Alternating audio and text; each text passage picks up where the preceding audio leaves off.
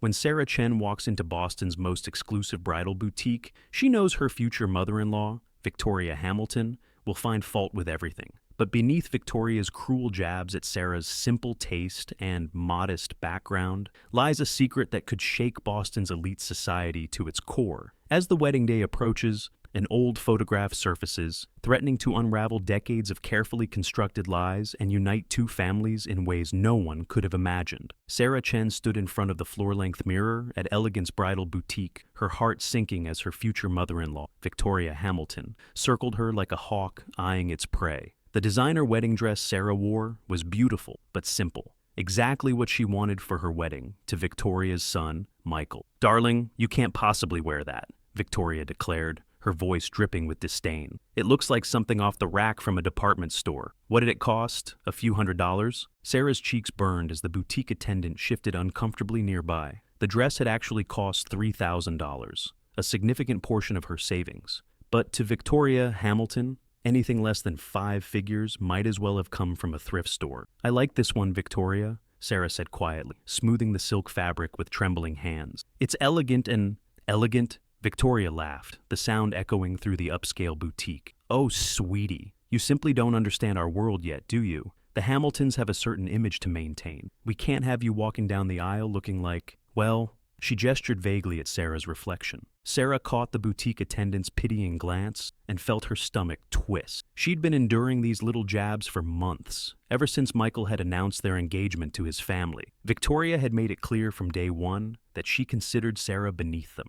A simple kindergarten teacher who couldn't possibly understand the sophisticated world of old money and social obligation. Michael came from one of Boston's oldest families. The Hamiltons had their name on university buildings and hospital wings. Victoria never let anyone forget it, especially not the woman who dared to marry into their illustrious lineage without a trust fund to her name. "Mother, please," came a familiar voice. Sarah turned to see her future sister-in-law, Emma Hamilton, striding into the boutique. "The dress is lovely. And more importantly, it's Sarah's choice." Victoria's perfectly painted lips curved into a cold smile. "Emma, darling, I'm simply trying to help. You understand the importance of appearances in our circle. Speaking of which," she turned back to Sarah, "have you given any more thought to quitting that little teaching job after the wedding? It's really not appropriate for a Hamilton wife to work with other people's children." Sarah gripped the silk fabric of her dress tighter, forcing herself to breathe slowly. She'd worked hard to become a teacher, putting herself through school with scholarships and part-time jobs. Her kindergarten students brought joy and purpose to her life. But Victoria had been pushing her to quit since the engagement, insisting that charitable board memberships and ladies' luncheons were more suitable activities for a Hamilton woman. "I love my job," Sarah said firmly, "and Michael supports my career." Victoria sighed dramatically. "Yes, well, Michael has always been idealistic. But marriage changes things, dear. You'll need to learn to move in the right circles, serve on the right committees. Speaking of which, the planning meeting for the hospital fundraising gala is next week. I've added you to the committee." "I have parent-teacher conferences that week," Sarah began, but Victoria waved her hand dismissively. "You'll need to sort out your priorities, dear. The Hamilton name comes with certain obligations." Emma caught Sarah's eye and gave her a subtle, encouraging nod. Unlike her mother, Emma had welcomed Sarah warmly from the beginning. As an accomplished surgeon who had fought her own battles against family expectations, she understood what Sarah was going through. "Now, about this dress situation," Victoria continued, gesturing to the boutique attendant. "Bring us the Vera Wang collection, the one with the cathedral train and hand-beaded bodice. That's more appropriate for a Hamilton bride." Sarah looked at the price tag of the dress Victoria pointed to and felt faint. It cost more than she made in a year. "Victoria, I've already set my budget." "Oh, don't worry about that, dear," Victoria said with a patronizing smile. "We'll take care of it. Consider it your first lesson in living up to the Hamilton name. Though I do hope you're not expecting to maintain such modest spending habits after the wedding. Image is everything in our world."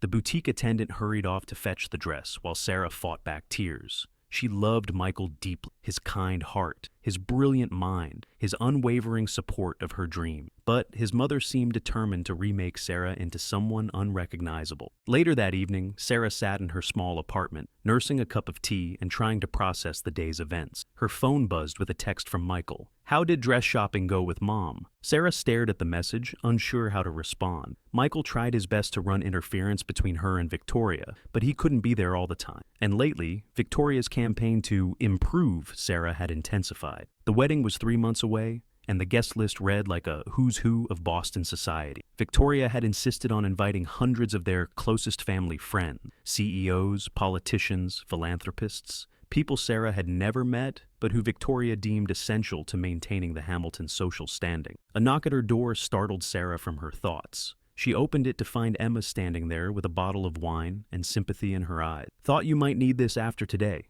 Emma said, stepping inside. "I'm sorry about Mother. She's being herself." Sarah uncorked the wine while Emma settled onto her second-hand couch, a piece Victoria had once described as charmingly provincial, with a shudder. "I don't know how much more I can take," Sarah admitted, sinking down beside her future sister-in-law. "It's not just the dress, it's everything. The way she looks at my apartment, my job, my friends, like they're all somehow shameful." Emma took a thoughtful sip of wine. "Mother has always been obsessed with appearances. When I told her I wanted to be a surgeon instead of marrying the banking heir she'd picked out for me, she didn't speak to me for months. How did you handle it?" "I remembered who I was and what I wanted, and I had Dad's support, even if he couldn't always stand up to Mother directly." Emma hesitated. "There's something you should know about Mother's background, actually. She wasn't always—" Emma's phone buzzed, interrupting whatever she had been about to say. "It's the hospital. I have to take this." She stood, moving to the kitchen for privacy. Sarah's own phone lit up with another text from Michael. "Don't let Mom get to you. You're perfect just as you are. I love you, not some society blueprint of a proper wife." His words warmed her heart, but they couldn't entirely ease her anxiety about the future. The wedding was turning into an ever-growing spectacle, with Victoria orchestrating every detail to showcase the Hamilton family's wealth and status. Sarah felt like a prop in someone else's play. She thought back to the day she'd met Michael, 2 years ago, at a community center where she volunteered teaching ESL class. He'd been there doing pro bono legal work, and they'd bonded over their shared commitment to public service. Michael had never cared about her modest background. If anything, he admired her independence and dedication to teaching. Emma returned from her call looking apologetic. "Emergency surgery. I have to go, but we'll talk more soon." She hugged Sarah tightly. "Stay strong, and remember, there's more to this situation than Mother lets on." After Emma left, Sarah pulled out her laptop and opened the document where she kept her wedding planning note. Victoria had hijacked most of the decisions, but Sarah was determined to maintain some control over her special day.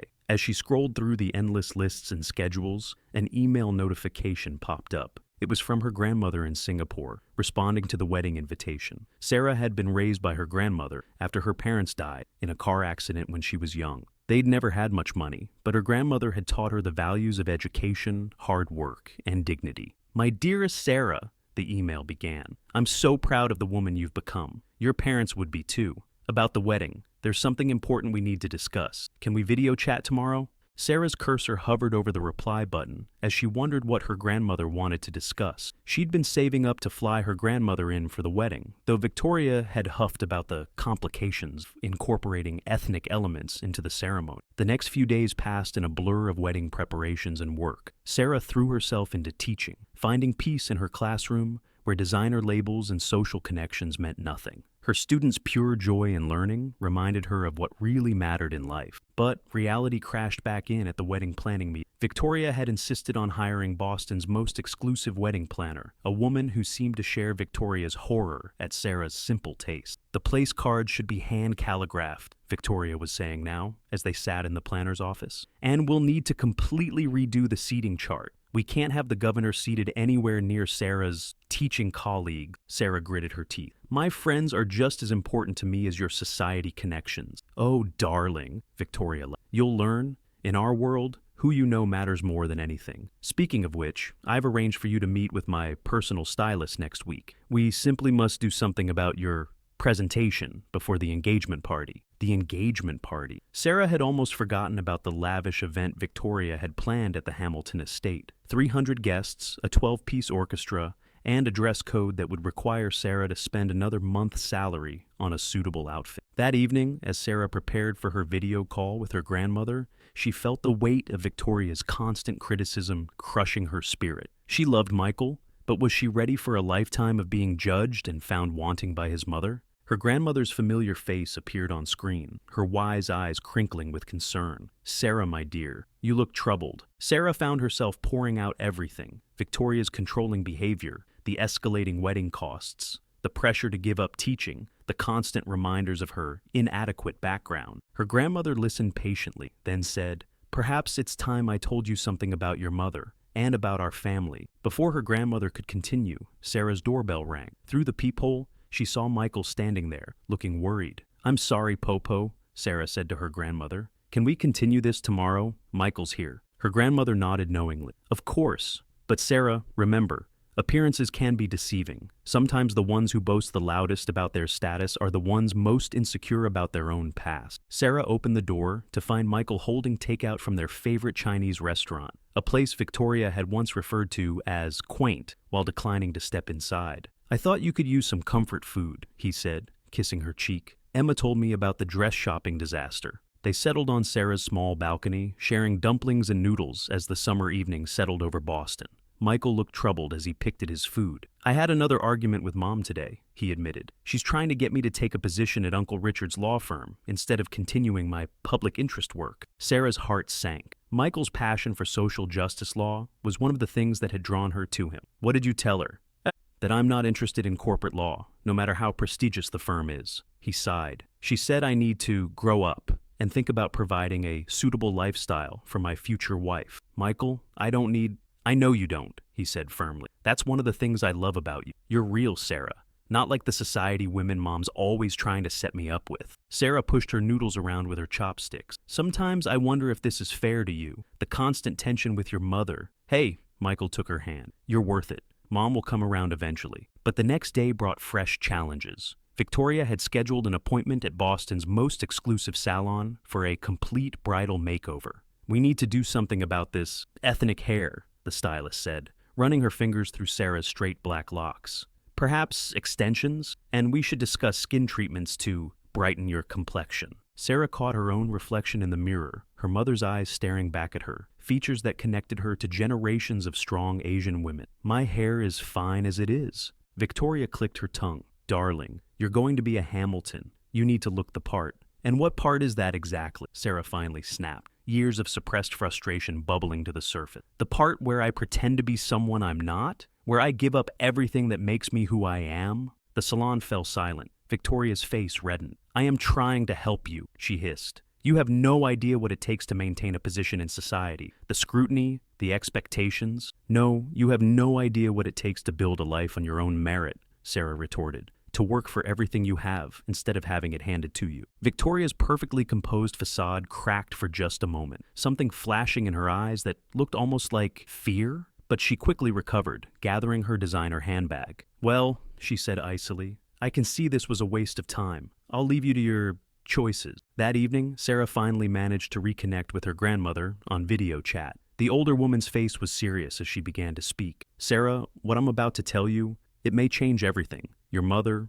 my daughter, came from a very different world than the one you know. Our family..." Just then, Sarah's phone buzzed with a text from Emma. "Need to see you ASAP. Found something while going through old family photos. You won't believe what Mom's been hiding all these years." Sarah stared at the message, then back at her grandmother's knowing expression. She had a feeling their revelations were about to intersect in a way that would shake the Hamilton family to its core. "Popo," Sarah said slowly, "what exactly do you mean by a different world?" Her grandmother took a deep breath. "Your grandfather, my late husband, was not just a businessman in Singapore. He was..." A knock at Sarah's door interrupted them again. Through the peephole, she saw Emma standing there, clutching what looked like an old photograph album, her face flushed with excitement and disbelief. The truth about Victoria Hamilton and Sarah's own family was about to come to light. But would it heal the rift between them, or tear everything apart just months before the wedding? Sarah opened the door to find Emma practically vibrating with nervous energy. In her hands was a weathered leather album, its edges frayed with age. "You need to see this," Emma said, brushing past Sarah into the apartment. She stopped short when she saw Sarah's grandmother on the laptop screen. "Oh, I'm so sorry to interrupt." "No interruption," Sarah's grandmother said, leaning forward with interest. "You must be Emma. Perhaps it's best if I'm here for this conversation." Emma sat down heavily on the couch, opening the album with trembling hands. "I was going through some of Dad's old things in the attic, trying to find photos for the wedding slideshow, when I found this hidden behind some boxes." She pulled out a yellowed newspaper clipping from 1985. The headline read, "Singapore shipping magnate's daughter elopes with Boston graduate student." Sarah's heart stopped. The grainy photo showed a young Asian woman in elegant clothes running down the steps of what looked like a courthouse. Behind her was a tall, handsome Western man who bore a striking resemblance to Michael's father. Her grandmother let out a small gasp. Mei Ling. Who? Sarah and Emma asked simultaneously. Victoria Hamilton, Sarah's grandmother said softly, though that wasn't her name then. She was Mei Ling Chen, daughter of one of Singapore's wealthiest business tycoon, and my cousin. Sarah sank onto the couch, her mind spinning. Victoria is Chinese? Emma nodded slowly. I found more articles. Apparently it was quite the scandal. She was supposed to marry the heir to another shipping company, but she fell in love with Dad when he was studying abroad. They eloped to America, and her family disowned her. She reinvented herself, Sarah's grandmother explained. Changed her name, learned to speak without an accent, transformed into the perfect Boston society wife. Few people knew her true background. Your grandfather made sure of that. Sarah's hands shook as she examined the photo more closely. Beneath Victoria's clearly Asian features, she could see traces of the woman she knew, the straight spine, the determined set of her jaw. But her eyes in the photo held something Sarah had never seen before. Hope, love, defiance. There's more, Emma said quietly. She turned the page to reveal another article, this one from a Boston Society paper dated a few years later. It detailed the tragic death of shipping magnate Chen Wei-ming, Victoria's father and Sarah's grandmother's uncle. He died without reconciling with his daughter, Sarah's grandmother said. The family empire was divided among other relatives. Victoria lost everything, her inheritance, her identity, her connection to her culture. Perhaps that's why she holds so tightly to her position in Boston society now. She had to fight her way in, prove herself worthy. Just like she thinks I have to prove myself worthy, Sarah whispered. Emma reached for Sarah's hand. But don't you see? You remind her of who she used to be. Every time she looks at you, she sees her own past. Everything she tried to bury. Sarah's phone buzzed. A text from Michael. Mom's acting strange. She found out Emma took some old albums from the attic and she's frantic. Everything okay? Before Sarah could respond, there was another knock at her door. This time, when she looked through the peephole, she saw Victoria Hamilton herself standing there, looking uncharacteristically disheveled. Sarah? Victoria's voice was uncertain. Another first. Please, I know Emma's there. We need to talk. Sarah looked back at her grandmother on the screen, then at Emma clutching the album of long-buried secrets. This was the moment everything could change, or fall apart completely. Her grandmother nodded encouragingly. Open the door, Sarah. It's time for healing. Sarah's hand hesitated on the doorknob. Through the door, she could hear Victoria's shaky breathing. The woman who had spent months tearing down Sarah's confidence, questioning her worth, pushing her to change everything about herself, was actually her relative. A woman who had once made the same choice Sarah was making, choosing love over family expectation. But would this revelation bring understanding between them? Or would Victoria's carefully constructed world of privilege and pretense come crashing down? And what would it mean for Sarah's relationship with Michael when he learned that his mother had been living a lie for decades? The doorknob turned under Sarah's fingers as she prepared to face a very different Victoria Hamilton than the one who had criticized her wedding dress just days before. Behind her, Emma clutched the album of secrets, and on the screen, her grandmother watched with wise, hopeful eyes. The moment of truth had arrived. When Sarah opened the door, Victoria stood there looking smaller somehow, her designer outfit slightly askew, her perfect makeup showing signs of distress. Their eyes met, and for the first time, Sarah saw past the society matron's facade to the scared young woman in that courthouse photo. May I come in? Victoria's voice wavered, lacking its usual imperial tone. Sarah stepped aside, watching as Victoria entered and froze at the sight of the open laptop. Her face drained of color when she saw Sarah's grandmother. Aunt Ming, Victoria whispered in Mandarin, her carefully cultivated Boston accent vanishing. I never thought... It's been a long time, Mei Ling, Sarah's grandmother replied gently in the same language. Victoria sank into the nearest chair, her composure crumbling. How long have you known? She asked Sarah, switching back to English. About our connection? We just found out, Emma said, still holding the album. Mom, why didn't you ever tell us? About your family, your past? Victoria's hands twisted in her lap, a nervous gesture Sarah had never seen before. I thought I had buried it all so deeply that no one would ever know. I worked so hard to become Victoria Hamilton, to be accepted in this world. The way people looked at me at first, the whispers, the judgment, I had to be perfect, more proper, more sophisticated, more everything than anyone else. Like you wanted me to be, Sarah said quietly. Victoria looked up, tears in her eyes. I thought I was helping you, preparing you for what I went through. This world, it's not kind to outsiders. I learned that the hard way. But I'm not an outsider, Sarah said. I'm your family. I have been all along. That's why it hurts so much, Victoria admitted. Seeing you so confident in who you are, so unwilling to change. I was never that strong. I let them erase who I was to fit in. And watching you resist, watching you stay true to yourself, it reminded me of everything I gave up. Emma moved to sit beside her mother. You didn't have to give it up, Mom. We would have loved you just the same. Would Boston society have? Victoria asked bitterly. When your father died 5 years ago, I was so afraid they would somehow find out, that everything I'd built would crumble. I doubled down on appearances, on status. I couldn't let anyone see a crack in the facade. Sarah's grandmother spoke up from the laptop screen. Mei Ling, you were never a disappointment to us. Your father, before he died, he regretted his anger. He kept every newspaper clipping about your life in America. Victoria's hand flew to her mouth. He did? He was too proud to reach out, just as you have been too proud to embrace who you really are. The older woman's voice was gentle but firm. But look what that pride has cost you. The chance to know your own family. The chance to help your future daughter-in-law navigate this world with honesty instead of fear. Sarah moved closer to Victoria, seeing her in a new light. All those times you criticized my choices, you were really fighting your own past, weren't you? Victoria nodded, tears flowing freely. When Michael first told me about you,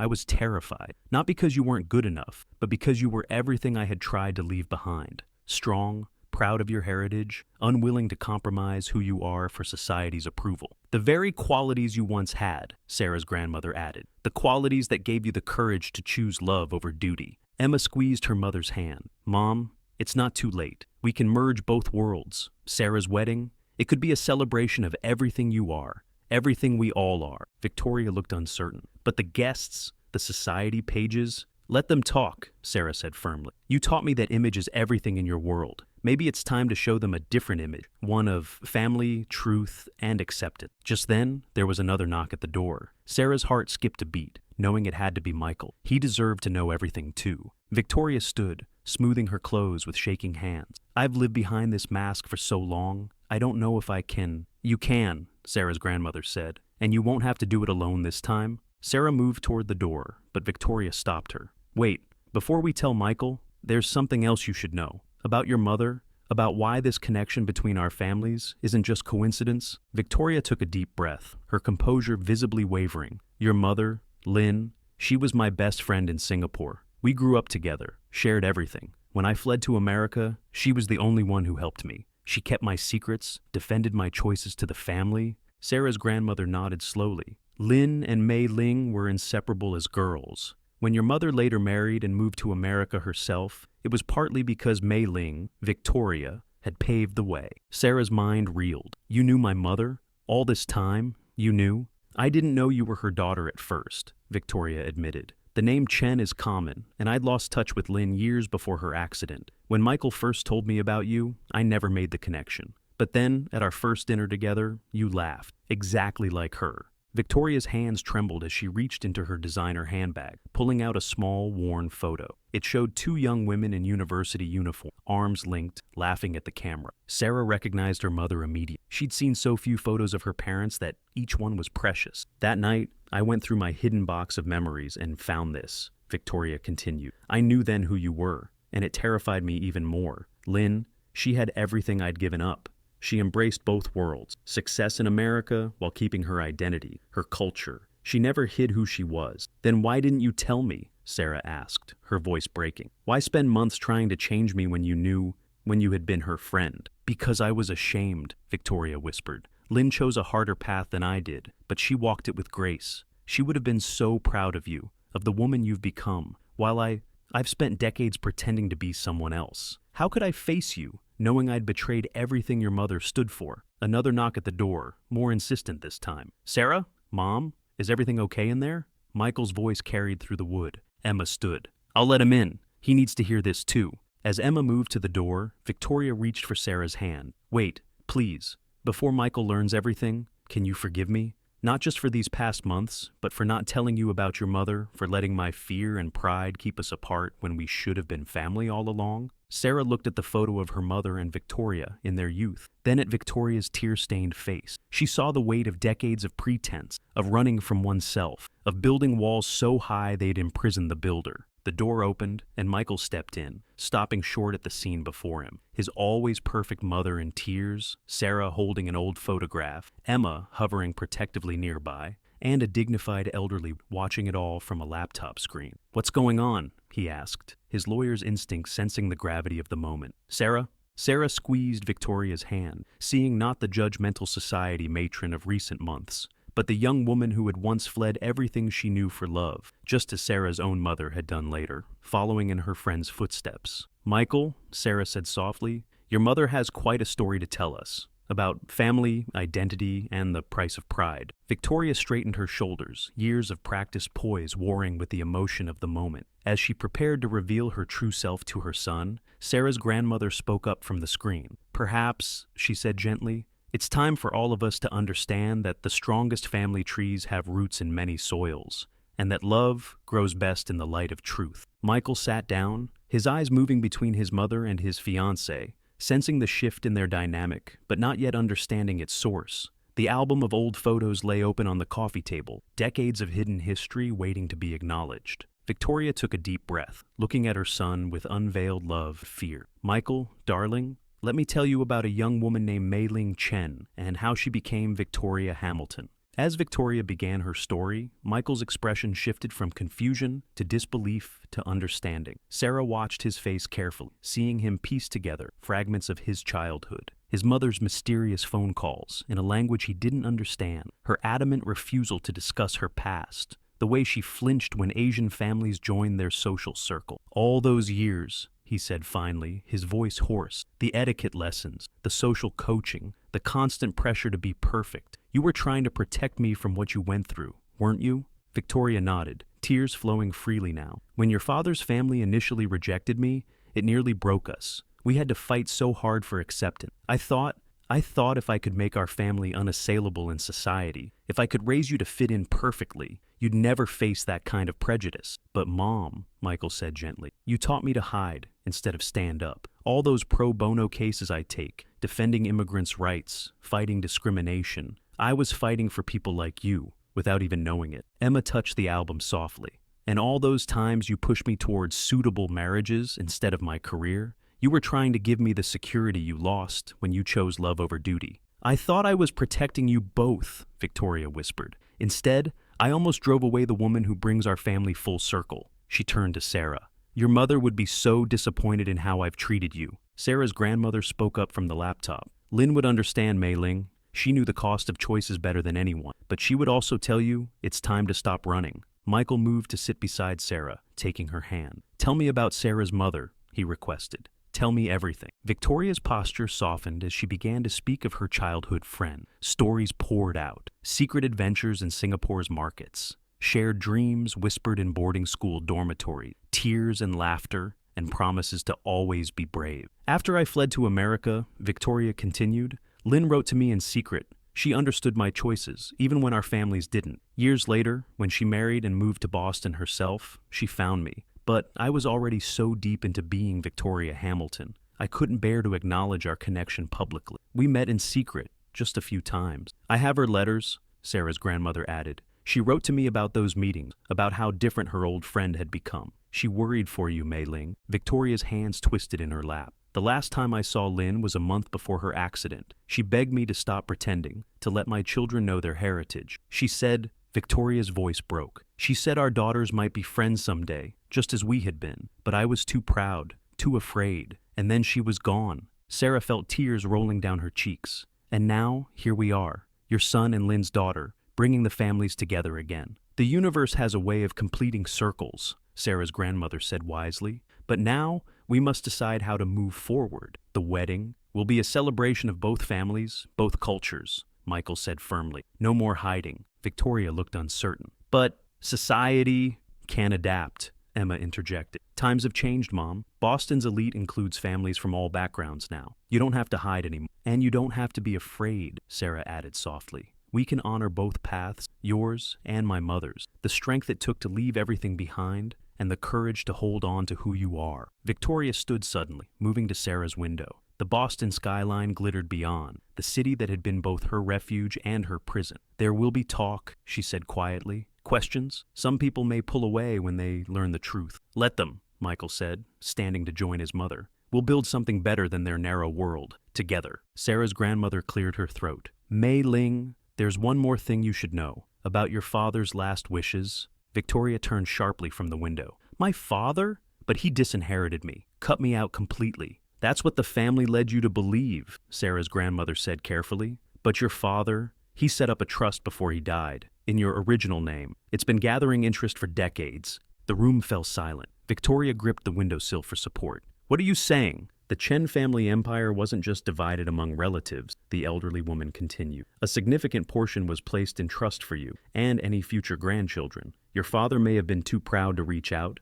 but he never stopped providing for you, in his way." "All this time," Victoria whispered, "all these years of building the perfect Boston life, proving I didn't need my family's money, the trust remains untouched," Sarah's grandmother explained. "As the only surviving elder who knew of its existence, I've been its guardian. I had planned to tell Sarah about it after the wedding, but now—" Michael stepped forward. "Mom, this doesn't change who you are. The life you built here, that was real." "Was it?" Victoria asked bitterly. "I've spent 30 years playing a role, the perfect society wife, the demanding mother, the judgmental mother-in-law. I've been so focused on maintaining this image that I almost drove away my own son's happiness." Sarah moved to stand beside her future mother-in-law. "You did what you had to do to survive. My mother understood that. But now you have a chance to be whole again." Emma joined them at the window. "Think of what we could do with that trust, Mom. The foundations we could establish, the people we could help. We could honor both sides of our heritage." Victoria turned to the laptop screen. "The trust? Would it be enough to endow a scholarship? For immigrant students, perhaps?" Sarah's grandmother smiled. "More than enough. Your father's investments did very well. The Lin Chen Memorial Scholarship has a nice ring to it, don't you think?" Tears spilled down Victoria's cheeks. "Lin always said education was the bridge between worlds. She would have loved that." "Said." "Then that's what we'll announce at the wedding," Michael said decisively. "Not just our marriage, but the establishment of the scholarship. A way to honor both families, both cultures." "The society papers will certainly have something to write about," Emma said with a small laugh. Victoria dabbed at her eyes with a monogrammed handkerchief. "I've spent so long worrying about what they would write. Maybe it's time to give them a story worth telling." Sarah's phone buzzed. A message from the wedding planner about final decisions for the ceremony. She showed it to Victoria. Would you help me plan a wedding that celebrates both traditions? Not as Victoria Hamilton, but as the woman who was brave enough to follow her heart all those years ago." Victoria stared at the phone, then at the old photo of herself and Lynn. Slowly, a genuine smile spread across her face. Not the practiced society smile Sarah had grown to dread, but something real and warm. "I think," she said softly, "it's time for both of us to shop for chipaos to wear to the tea ceremony. And perhaps I could show you the jade jewelry your mother and I used to dream about when we were girls." Michael wrapped his arm around Sarah's waist. "A Hamilton Chen wedding. Dad would have loved that plot twist." "Speaking of plot twists," Sarah's grandmother interjected, "there's one more detail about the trust that you should know, Mei Ling. Your father added a specific condition. The trust," Sarah's grandmother continued, "can only be accessed when a Chen daughter marries for love. Regardless of status or background, your father, he wanted to ensure that the next generation would have the freedom he denied you."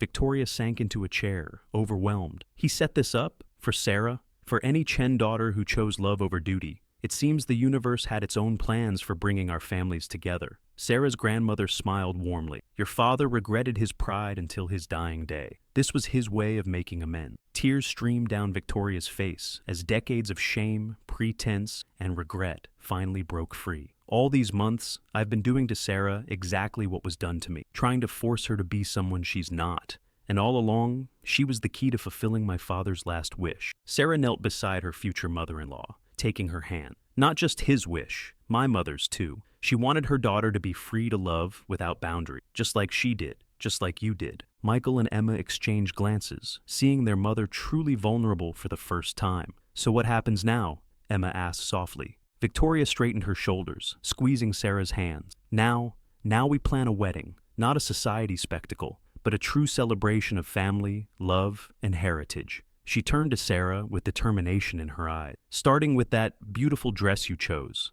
the simple, elegant one that reminds me so much of what your mother would have picked. 3 months later, Boston's elite gathered at the Hamilton estate, murmuring in surprise at the blend of Eastern and Western tradition. Victoria Hamilton, known for her rigid adherence to society norms, stood proudly in a stunning red cheapao, announcing the establishment of the Lin Chen Memorial Scholarship and publicly embracing her true identity as Mei Ling Chen Hamilton. Sarah, radiant in her original choice of wedding dress paired with her mother's jade jewelry, exchanged vows with Michael under an arch that combined New England roses with Singapore orchids. The society pages called it the wedding of the year, not for its extravagance, but for its brave authenticity. During the tea ceremony, as Sarah served Victoria, now Mei Ling, the older woman whispered, "Thank you for helping me find my way home." Sarah smiled, thinking of her mother and the friendship that had paved the way for this moment. "Thank you for showing me that love is worth any price." As the celebration continued around them, 3 generations of strong women, Sarah, Mei Ling, and grandmother Ming, stood together, their combined wisdom teaching everyone present that true pride comes not from status or appearance, but from being brave enough to be oneself. And in a quiet corner of the garden, a framed photo of 2 young women in Singapore smiled down on the festivities, their daughters fulfilling a dream they had whispered about so many years ago, proving that when love is real, it finds its way home, no matter how long the journey.